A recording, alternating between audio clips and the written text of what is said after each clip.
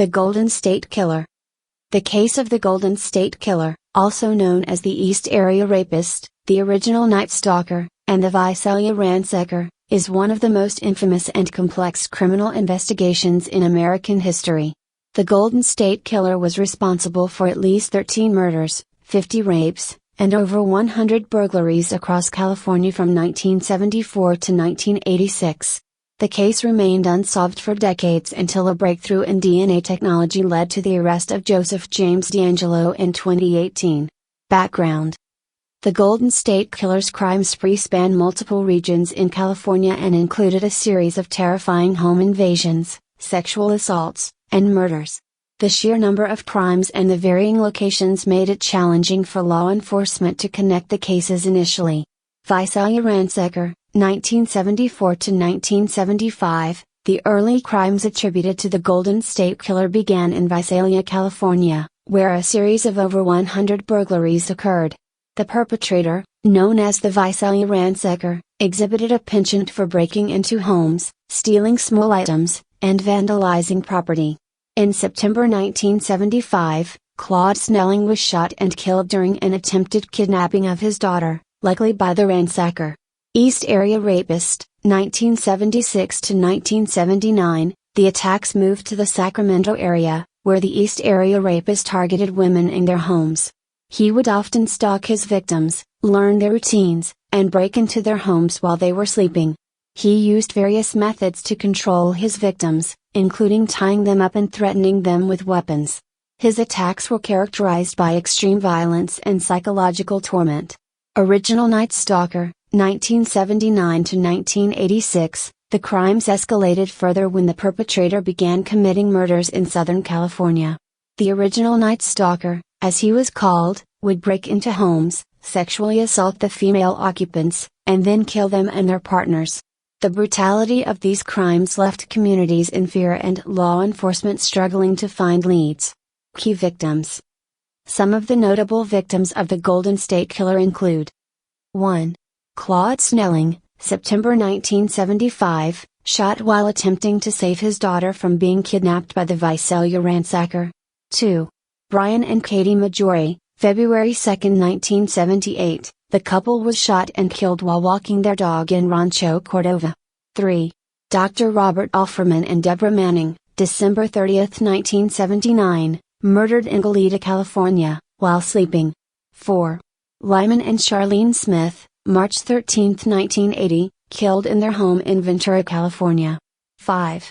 Keith and Patrice Harrington, August 19, 1980, found murdered in their home in Dana Point, California.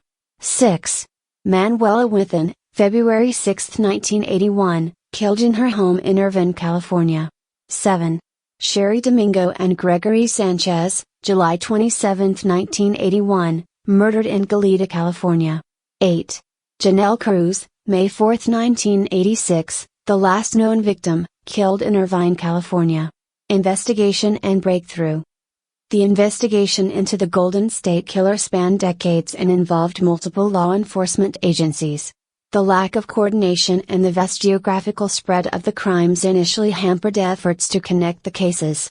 However, advances in DNA technology in the 2000s allowed investigators to link the crimes to a single perpetrator through DNA evidence collected from crime scenes. DNA profiling. In 2001, DNA evidence conclusively linked the East Area Rapist to the original Night Stalker, confirming that the same individual was responsible for the crimes in both Northern and Southern California.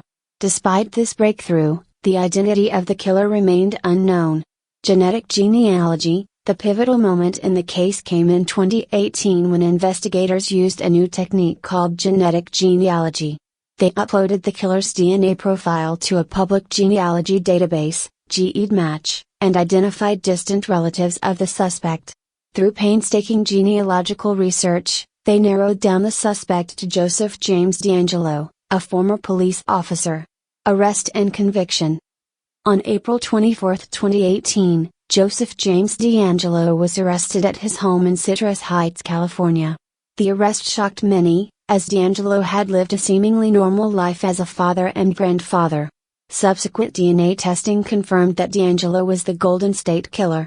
In June 2020, D'Angelo pleaded guilty to multiple counts of murder and kidnapping, avoiding the death penalty in exchange for a life sentence without the possibility of parole.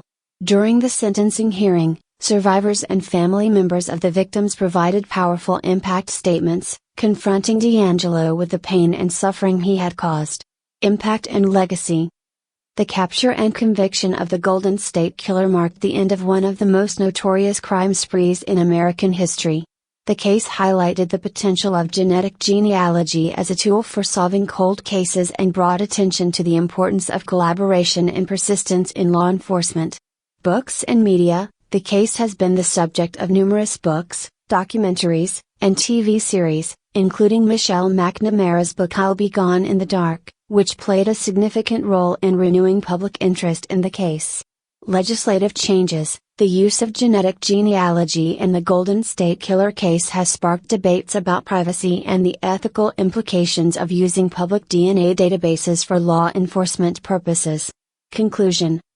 As we explore the case of the Golden State Killer on True Crime, we will delve into the detailed timeline of events, the investigation, and the broader societal implications of this landmark case. Join us as we examine the evidence, the impact on the community, and the ongoing debates about justice, privacy, and forensic technology. The story of the Golden State Killer serves as a powerful reminder of the advancements in science and the relentless pursuit of justice in solving even the most elusive crimes.